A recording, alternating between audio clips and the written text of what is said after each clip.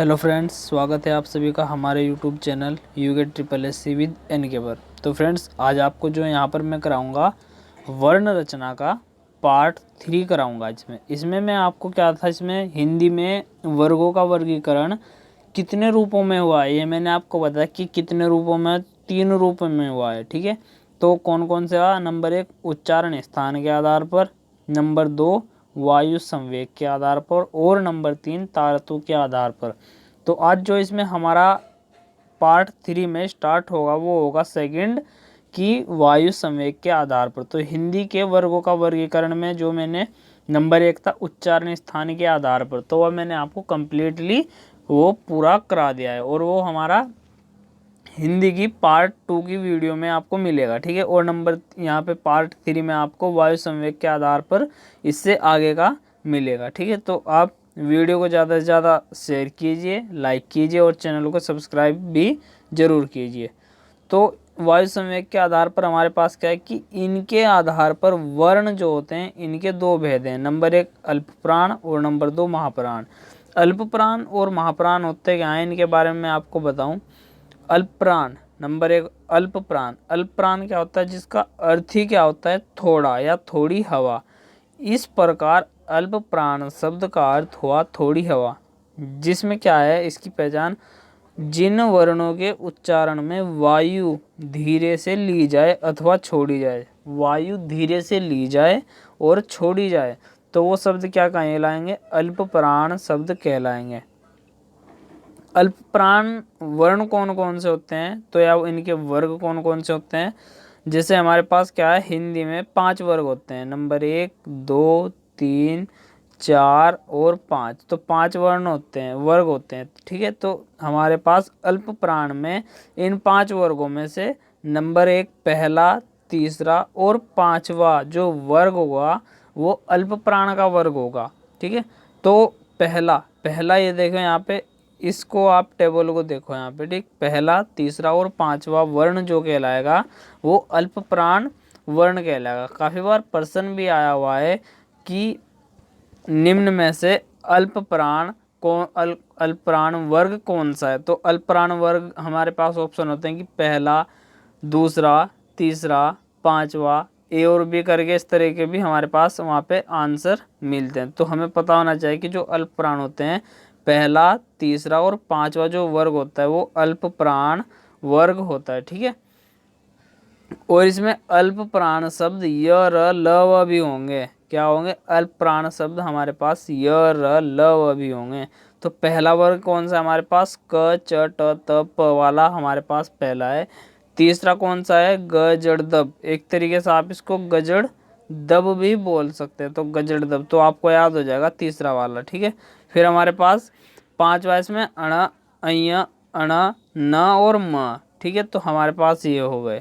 फिर इसके बाद क्या है, प्रत्येक अंतिस्थ व्यंजन। अंतिस्थ व्यंजन कौन से होते हैं, जो अंदर की ओर सांस लेकर खींचे जाते हैं, जैसे य र ल व।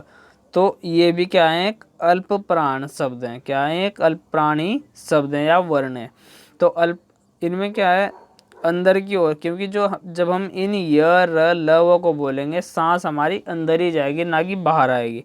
तो इन्हें क्या कहा गया है, इन्हें भी अल्पप्राण शब्द कहा गया है। फिर नेक्स्ट आएगा हमारा महाप्राण।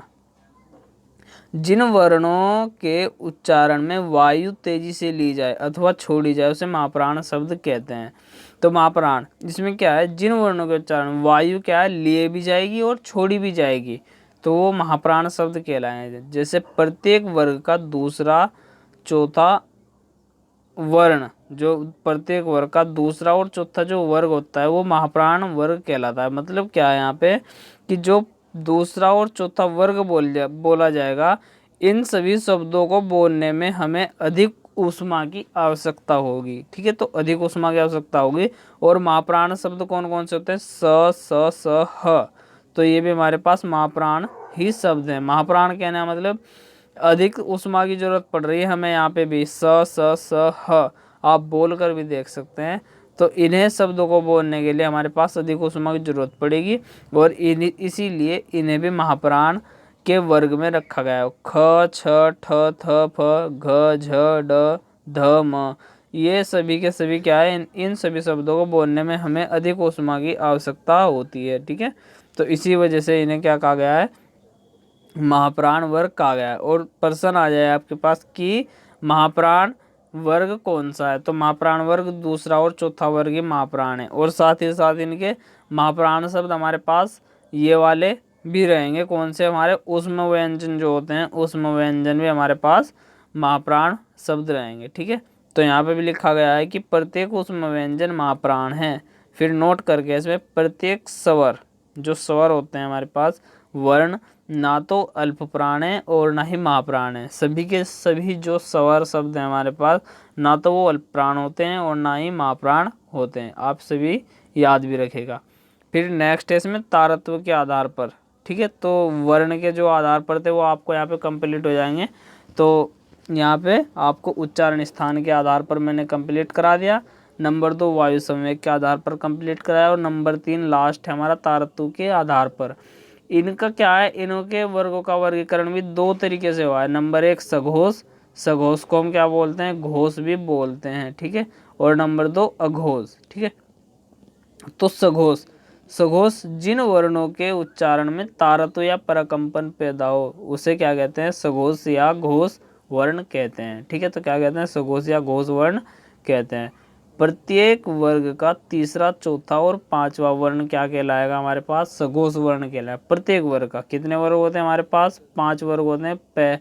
तीसरा, चौथा और पांचवा वर्ण क्या कहलाएगा यहाँ पे, या वर्ग क्या कहलाएगा यहाँ पे, सघोष कहलाएगा। ठीक है, तो तारत्व या परकंपन पैदा करते हैं, जैसे मतलब कोई शब्द को बोलते समय ताया थोड़ा सा परकंपन पैदा करें तो उसे क्या कहेंगे यहाँ पे, वो हमारे पास सघोष शब्द क्या है। जैसे ग, ज, ड, द, ब, हल्की सी क्या है, गुंज गुंजाना, घन गुनगुनाहट की इसमें क्या आती है, आवाज आती है। ठीक है, तो क्या आती है इसमें, आवाज सी अलग से आएगी। ठीक है, तो घ, झ, ढ, ध, ब, इस तरीके से हमारे पास इनके वो रहेंगे। तो प्रत्येक वर्ग का जो हमारे पास सघोष है, सघोष क्या है, तीसरा, चौथा और पांचवा जो वर्ण रहेगा वो हमारे पास सघोष वर्ण रहेगा। तीसरा वर्ग हमारे पास ये रहा, चौथा ये रहा और पांचवा ये रहा। ठीक है, फिर इसमें नोट करके है कि प्रत्येक अंतिस्थ व्यंजन और ह घोष वर्ण है, घोष वर्ण है। इसमें हमारे पास य, र, ल, व और साथ साथ ह भी क्या है, एक हमारे पास घोष वर्ण ही है। ठीक है, तो आप इनको याद भी रखिएगा। फिर नेक्स्ट कि प्रत्येक स्वर वर्ण भी घोष वर्ण होते हैं। प्रश्न आ जाए क्या प्रत्येक स्वर वर्ण घोष वर्ण होते हैं, हाँ या नहीं में, तो हाँ होते हैं। ठीक है, फिर हमारा लास्ट है अघोष वर्ण, जिन वर्णों के उच्चारण में तारत्व या परकंपन ना पैदा हो उसे घोष वर्ण कहते हैं। यहाँ पे परकंपन पैदा ही नहीं होगा। ठीक है, तो उन्हें क्या कहते हैं, घोष वर्ण के अघोष वर्ण कहते हैं। प्रत्येक वर्ग का पहला और दूसरा वर्ण क्या कहलाएगा, अघोष कहलाएगा। तो अघोष वर्ण, प्रत्येक वर्ग का पहला और दूसरा वर्ण अघोष। तो यहाँ पे पहला ये रहा और दूसरा ये रहा, तो क, च, ट, त, प, यहाँ पे क्या परकंपन पैदा ही नहीं हो रहा, मतलब नॉर्मल सा हम बोल देते हैं और एकदम शब्द की जो गुनगुनाहट है तो वो भी यहाँ पे खत्म हो जाएगी। ठीक है, तो यहाँ पे ख, छ, ठ, थ, फ, तो इस तरीके जो शब्द होंगे हमारे पास, मतलब पहला और दूसरा जो वर्ग है हमारे पास वो अघोष में आएगा। और साथ ही साथ प्रत्येक ऊष्म व्यंजन भी क्या है, अघोष शब्द है हमारे पास। और ह को छोड़कर, वहाँ पे ह है और यहाँ पे ह नहीं है। ठीक है, तो आप इसमें क्या था हमारे पास, ह को यहाँ पर छोड़ना है, अघोष में छोड़ना है और सघोष में हमें साथ लेना है। ठीक है, तो फ्रेंड्स आज की वीडियो इतनी है। और इससे आगे क्या है, इसमें जितने भी हमारे पास मोस्ट इम्पोर्टेंट पर्सन बनेंगे नेक्स्ट वीडियो में आपको वो कराऊंगा। तो फ्रेंड्स आप वीडियो को ज़्यादा से ज़्यादा लाइक कीजिए, शेयर कीजिए और चैनल को सब्सक्राइब जरूर कीजिए। धन्यवाद।